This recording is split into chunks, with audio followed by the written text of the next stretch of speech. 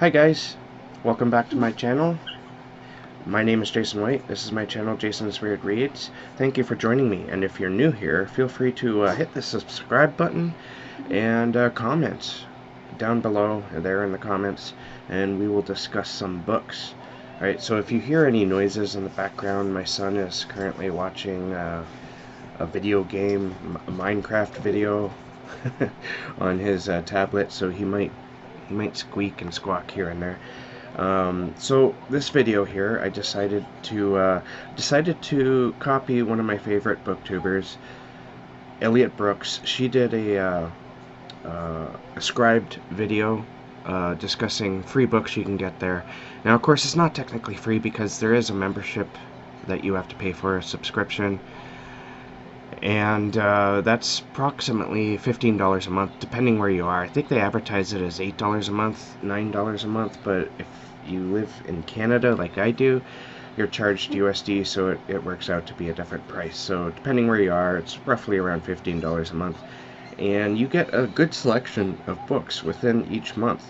Now, there are a couple of catches that you should be aware of before we dive into this list. The biggest one is that they do limit their list.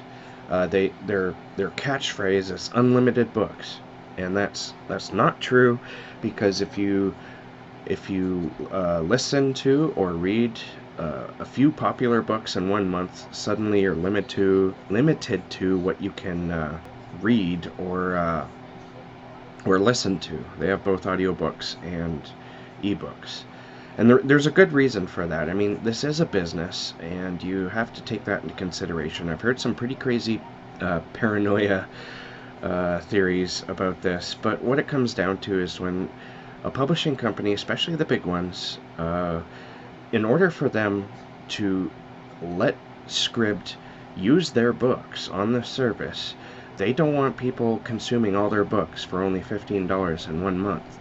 They want to actually make money on this, and so they're the ones who are requesting that Scribd lowers what's available to you the more you consume. There's a lot of smaller presses on there that don't do that because they really want the exposure, and so just keep that in mind. It is a really good service though, and I can't recommend it enough. Honestly, you do get a really good variety.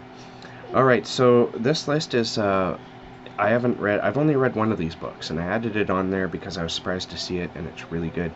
But all the other books I have not read, so you can consider this like a sort of a wish list that's within my to be read. Almost all these books I own and I want to read, but they're all here too. And like I said, some are in audiobook, some are in ebook, some of them have both. I'm going to tell you what has what, and I'm pretty sure when they get the rights to these books, they get international rights of some sort. So I don't think it's quite like Netflix, where you have a different menu than other countries. So let's get into it. These are in no specific order, they're all great. Alright, first one I have on here is Revival by Stephen King. This is available in both audio and ebook.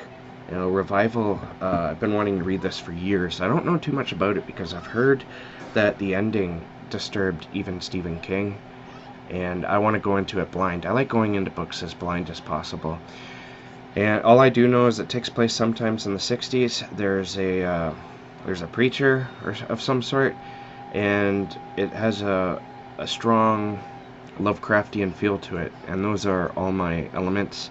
Add a dash of Stephen King in there, and you may have a really good book. And so, yeah, I've been planning on reading this for a while. It's available in both. I have the physical copy, so in a sense, with my Scribd account, I have both I have all three. I have audiobook, ebook, and the physical book, so I can just bounce around as much as I want. Second on my list here is Kill Creek. This is by Scott Thomas, and this is ebook only. Now, this book has been really popular, as a lot of these books actually, on BookTube, especially Horror BookTube. A lot of people have read this and talked about it, and most of the people really enjoyed it. And so, you know, I've been wanting to read it. I have, again, the physical copy, but with Scribd I have the ebook as well. I don't have to go and get the ebook. The only thing I really know about it is about 4 horror writers, I believe. They're all pretty popular, and they decide to stay sort of like a dare in a haunted house overnight, I think on Halloween. When they leave, something follows them, and it pretty much destroys their lives, as far as I can tell. But I've heard it's really good, and I've been wanting to read it for a long time as well.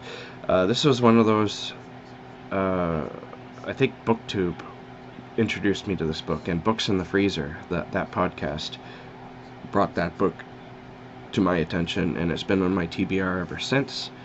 So I'm definitely going to check that out. There's a classic book here from the 70s, Rosemary's Baby by Ira Levin. This is available both in audio and ebook. Rosemary's Baby, I've seen the movie plenty of times, man. So, I think I could probably burn through the audiobook of this pretty quickly. Rosemary's Baby is pretty popular, or pretty well known, I should say.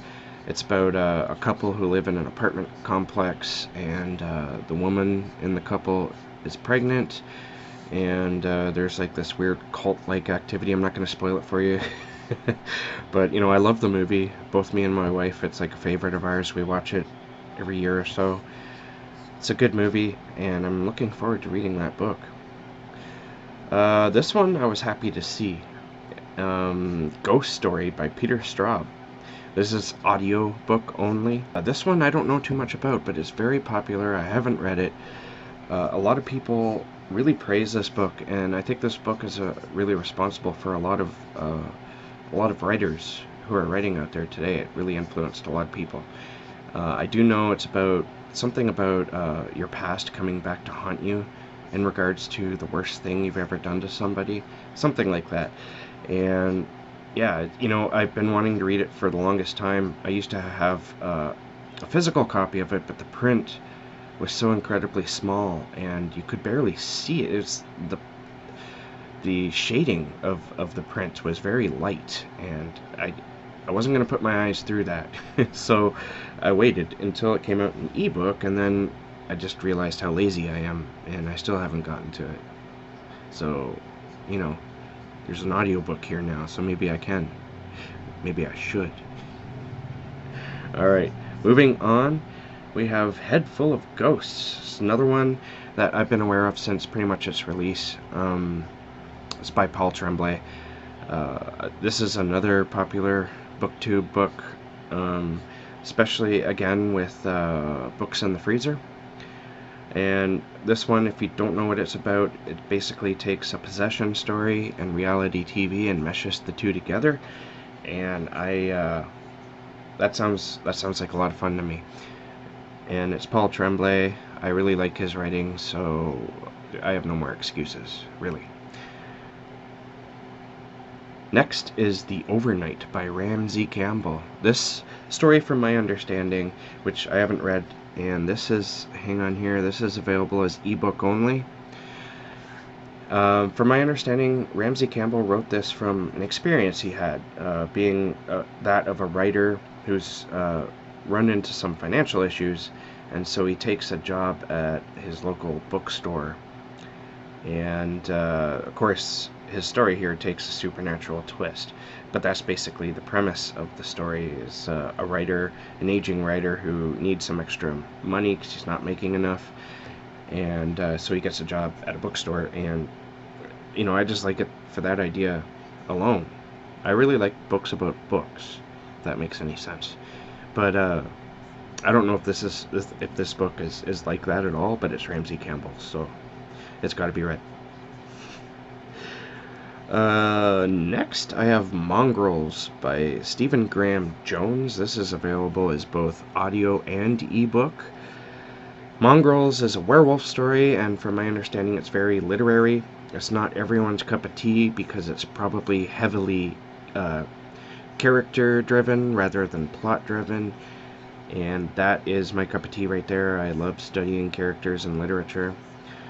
And this, again, was, I think, praised mostly by, I don't know if it's been on BookTube a lot, but I've seen it around. and also Books in the Freezer podcast. So I've been wanting to read it for a little while now, and I'm looking forward to it. The next book on my list is the one I have read, and this one is a collection of short stories, and I was really happy to see it there because it's such a fantastic collection. And it's "And Her Smile Will Untether the Universe" by Gwendolyn Kiste. She is a phenomenal writer, and these stories will prove it to you. The writing in these stories is absolutely beautiful without being bloated or overly poetic or flowery. She really takes everything to the next level. She has quickly become a favorite of mine, and I absolutely adore her. I actually interviewed her for the Darkness Dwells podcast last year.